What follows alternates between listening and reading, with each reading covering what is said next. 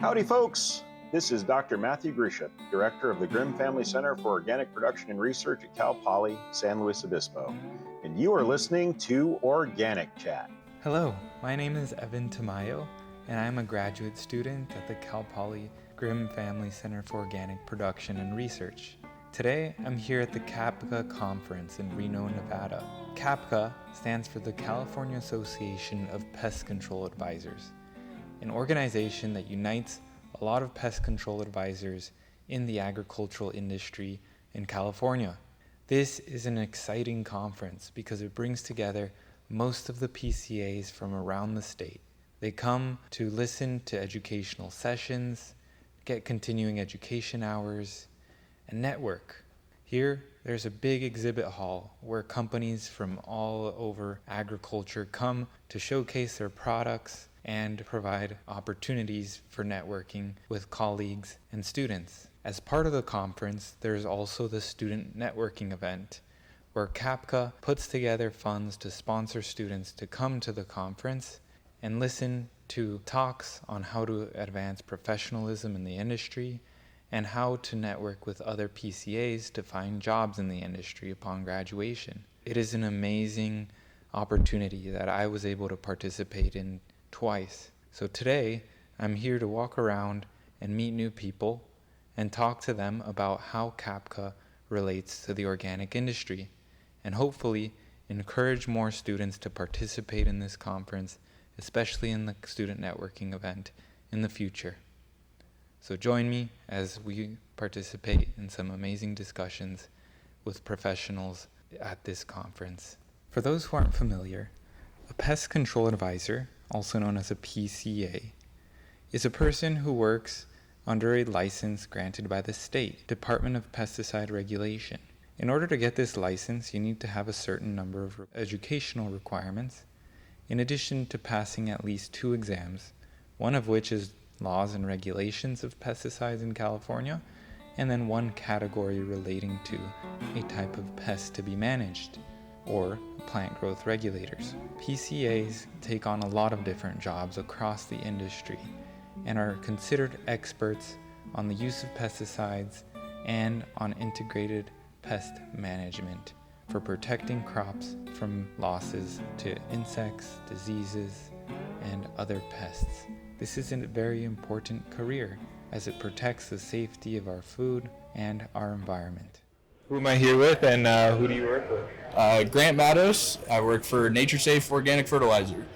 Great. So, how is Nature Safe relevant to the organic industry? Well, we're a important part of the organic fertilizer side of the industry. Fellow Cal Poly alumni, and so I really enjoy working with the Cal Poly Grimm Organic Center as well. And we've even had some trials done on some of our products with you guys, and we're all kind of learning together about the benefits of different types of protein-based fertilizers in Nature Safe's portfolios. How does the organic fertilizer industry connect with CAPCA, where we are here, which is mostly surrounding pest control? So CAPCA is still kind of the gold standard for the entire industry. Just as far as myself, even being an organic fertilizer, I still keep up my pest control advisor license. I think that it's important to be able to maintain connections with people in the industry, just to keep coming back to the conference and seeing familiar faces and meeting new faces. But I also think that soil fertility is just as important to pest control as any of the chemical solutions, especially when you get on the organic side of things. So I would say, to me, that's why it's pretty relevant still. Yeah, absolutely. It seems that there's interest in connecting the soil fertility side of things with pest management and making healthier crops to reduce pest problems, to prevent them. I think you hit the nail on the head, Evan. I've done a lot of research over the last couple of years about, as we're losing a lot of efficacy in chemistries, and so while for the last 30 years or so we've been able to kind of address problems with insect and disease through chemistries, a lot of those, by losing efficacy, we're going to have to go back to addressing the cause of a lot of these problems instead of dealing with an infestation after it occurs. So. Sure. Thank you. So, just a broader question about the industry. Where do you see the organic industry in the near future, and how do you think students and new graduates can come in well prepared to deal with it? Well, I'm a little biased working for an organics company, but I think that historically organics has been the fastest growing sector of kind of the agricultural markets, growing as much as 5 to 15% year over year.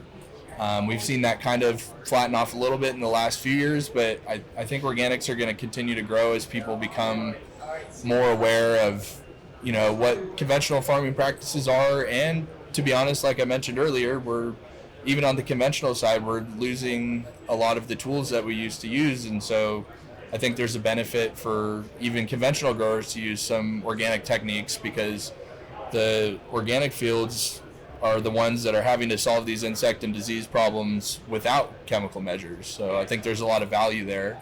And if I were a student, again, I'm a little biased, but I think even if you're not going to get into the fertilizer side of things, I think soil science and soil fertility have gotten me the farthest in my career, even as a former crop consultant and advisor.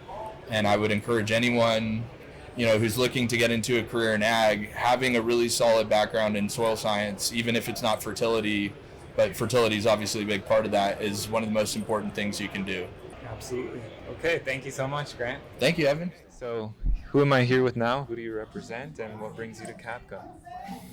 My name is Mohammed Amir Gai. I am the entomology program leader at the Cal Poly Strawberry Center. Great. So, what brings you to CAPCA? They wanted me to talk about something. So they say, hey, we want to have someone talk about biopesticides. Would you be willing to talk about biopesticides? I'm like, sure. I've done a few things with biopesticides. Okay. Let me take a crack at it. Cool. So how are biopesticides important to the big conversation and theme surrounding this conference? People are pushing for sustainable pest management, getting rid of chemical synthetics. And the question is, what will replace, say, pyrethroids or neonics or carbamates or organophosphates? Your only option are biologicals, specifically the biopesticides. That includes bioinsecticides, biofungicides. And so you need to do that research. And right now, depending on who you ask, biopesticides only make up maybe at most 5% of the global pesticide market. We're nowhere near the point where biopesticides can fully replace chemical synthetics. And it simply comes down to the fact that we don't have enough products that work. And when I say work, I mean at least 50% or more control compared to a control, an untreated control. Because a lot of times people will just say, well, we sprayed it on and it reduced it compared to these other products. But I'm like, where's your untreated control? Sure. And so there's a lot, and because of the political push for it, I feel there hasn't been enough due diligence on certain products. And if you rush a product to market too soon, guess what? Everyone starts questioning it. I mean, heck, it happens in video games. No Man's Sky was rushed out before it was ready, and everyone just trashed that thing. Nobody was happy. $60 for a half-finished video game, and I have to pay extra for 2 or 3 DLCs. That can never fly in ag. Eventually, you just burn people out. You burn relationships. Some of these companies just fold after a couple of years. So there is a right way to pursue a world free of synthetic chemical insecticides. But people have to be patient. We need a lot more research. People forget how much research went into producing chemical synthetics. We had to first develop the whole darn thing in the 1850s. Yeah. I mean, Bayer started out as a chemical dye company before it went into pharma. The only reason they were able to is that, well, they had the chemists. They just had to bring a few microbiologists, be like, hey, can we just shoot everything at this bacteria and see if it works? And so sometimes we need some of that. Um, Try everything. You have a product, whether it's a Saccharomyces or Bavaria, whatever strain it is, just run the gamut against all these target pests, both in the lab and in small field plot trials, before you go to market. Yeah. There are just some infrastructural problems with bringing biopesticides to market. Sure. Yeah, that's a major talking point in conversations around all the conferences lately in agriculture and the future of pest management. So thank you for that overview. What advice would you have for students or people just graduating and to understand this side of the industry and navigate it, to have good practical insights if they're advisors going into their new role for understanding these products? Well, if you're a Cal Poly student, you have your slogan right there, learn by doing. Some of this stuff, it's not in a textbook. Some of it you will learn on the job. The best thing you can do as a student is shadow people in the industry. Just shadow internships. Start looking at the big picture, not just, well, I am controlling ligas on strawberry. It's bigger than that. It's, well, who's producing the compounds for that strawberry? Who came up with that economic threshold? Why do we have that economic threshold? Thresholds determine everything. And then it has all these ripple effects all the way up. And so, why is ligas a problem in strawberries? Well, it cat faces. Well, what's wrong with cat facing? I've tasted cat-faced berries. They taste great, but there's a public perception that goes to marketing and retail that influences what the grower has to do. If people didn't care about, pimply berries, okay, I'm getting the same price for it. You wouldn't have a supposed, 20% or 30% or 40% loss due to ligas. It wouldn't be a problem.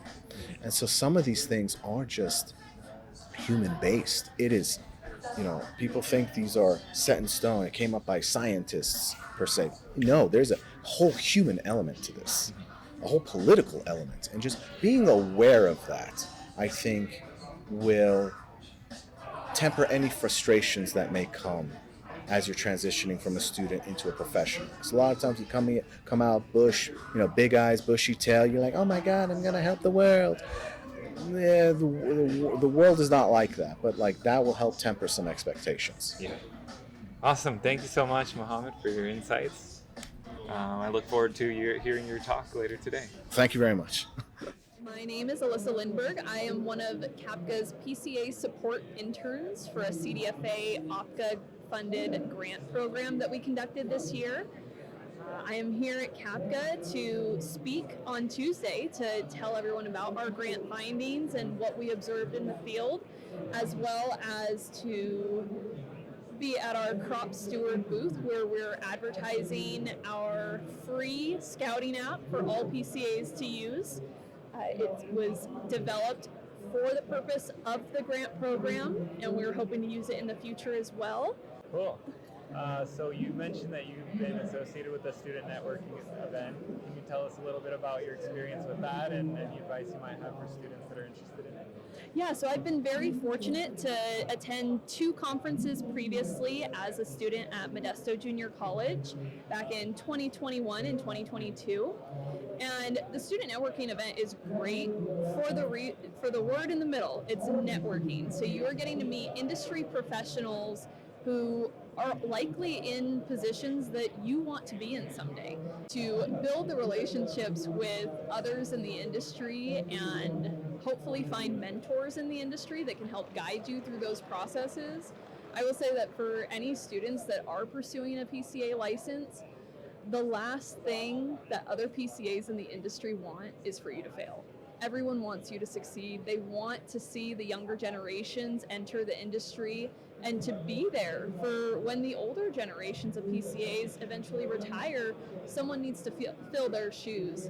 And so the student networking event is definitely a great opportunity to not only meet other students that also have similar pursuits to you, but to also meet those that have been in your place before. And one thing that's great about meeting other students is those students, if you guys all get your PCA licenses, you'll continue to be PCAs together for the coming decades and generations. I mean, you're finding possibly lifelong friends and people that you can rely on in the industry, which is great for students to have, especially if you're new to the industry.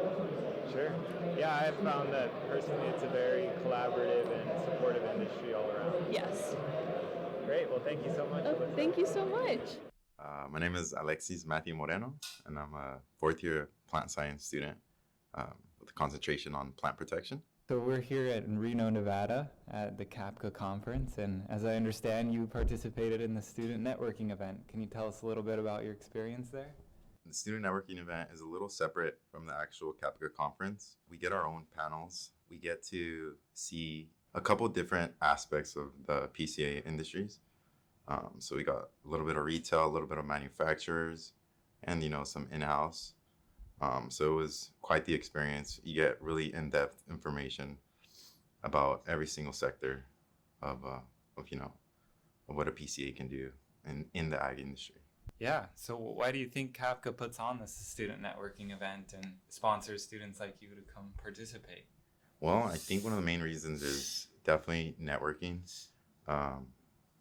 Networking is key to, getting those positions, management, whatever it may be, or even just any position in general.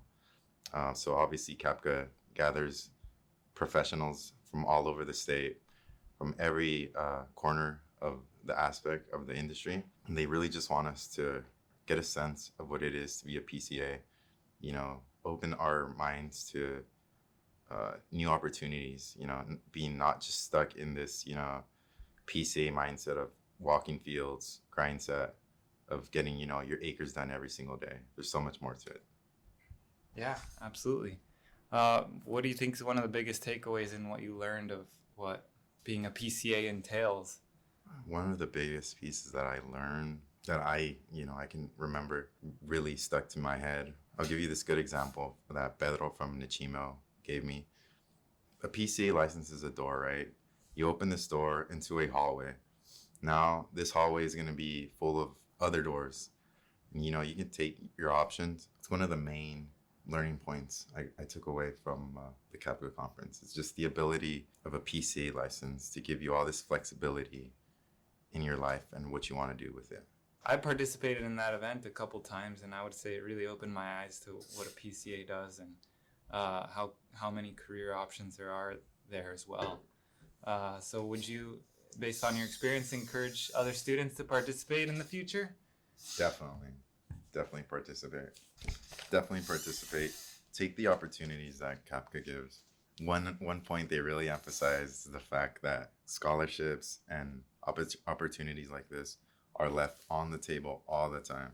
Christy, I think from CAPCA, she mentioned how she actually, I don't remember the name of her scholarship, but she had 0 applications this year, and it was like a $3,000 scholarship. Wow. Just left on the table. So definitely take opportunities. When you get those emails from your school about opportunities, free, take it. It's learning opportunities, it's experience, networking, it's all of it. And you need it to get, if you want to get a really good job, you need it. Yeah. Amazing. Well, thank you so much for your insight. Yes, hi Evan. My name is Edgar Godoy, and I work for Bioworks. My position is a biological solutions advisor, and I take care of Central and Northern California, and I'm specializing on field growing crops, high value specialty crops, pretty much. Great. So how does Bioworks' products or services relate to organic farming? Yes, so our products, the name of the company Bioworks, because we specialize or manufacture crop protection products, with the biology mindset, so that, some organisms are going to be taken care of pests and diseases. And for the most part, when you use biology to manage pests and diseases, there's an active ingredient that is already listed or can be easily approved in organic production. So biologicals, either a micro organism like a beneficial insect or a microorganism like a fungus can be used for pest management and disease management. And of course, that can be approved into the organic production. Great, thank you. So this question is more directed towards students and people interested in entering the industry, mostly surrounding organic agriculture. So what kind of positions does your company potentially offer for people coming out of school or interested in working in the organic biopesticide industry? I can probably say that we're a smaller type of company because the main office is in Victor, New York, kind of close to the Niagara Falls, and then we only have like a couple of reps in every region. So I think that the opportunity will be more in the main office over there in New York for some students, maybe for some Cal Poly students from the San Luis Obispo area might be, or California as a whole, might be difficult to get an opportunity like going all the way to Victor. But that I graduated from Cal Poly and I had a classmate that actually went to work at a vineyard in Long Island. So everything is possible. So even if they need to move all the way to the East Coast, they can probably get an opportunity over there. But I don't see that the positions that we have in California might be like for internships. It's kind of difficult, I believe, but maybe the main office. Cool. Great. So what do you think the future of organic agriculture looks like in California? I think it's gonna keep growing. I don't have the stats if we have more acres now than we did before, or my impression is that we have more acres, and that's a natural fit for our products. We start with organic farming and then we move into conventional. So my hope is that there is more acres and that we continue to produce with safer products. Perfect. All right. Thank you so much, Edgar. Okay. Hello. Who am I here with today? What's your name and what company are you with? My name is Larry O'Dell, and I'm the regional sales manager for Tiger Sol products. Awesome. What is Tiger Sol's role in the organic industry, or how do growers integrate? We provide a product that's sulfur bentonite. It's elemental sulfur that's dispersible, so it reacts in the soil fairly quickly to convert to sulfuric acid and sulfate sulfur through an oxidation process that's biological in nature, and we are approved for organic application. Great. Do you have any advice for students or new graduates that are looking for careers in agriculture who may be more interested in the soil amendment side of the industry? I think the best opportunities out there maybe from the retail side.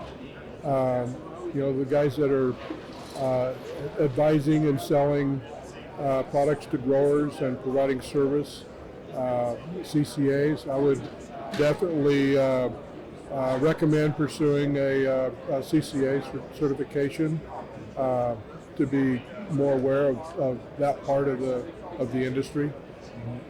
It's Western Plant Health Association, Okay. and we work in concert with the ag departments at the various schools. And Cal Poly is obviously an important ag school. They, provide a lot of quality students pursuing careers in ag. Amazing. All right, Larry, thank you so much for your insights. Thanks for listening to Organic Chat. This podcast is a product of the Grimm Family Center for Organic Production and Research at Cal Poly and is edited by Mary Nascimento.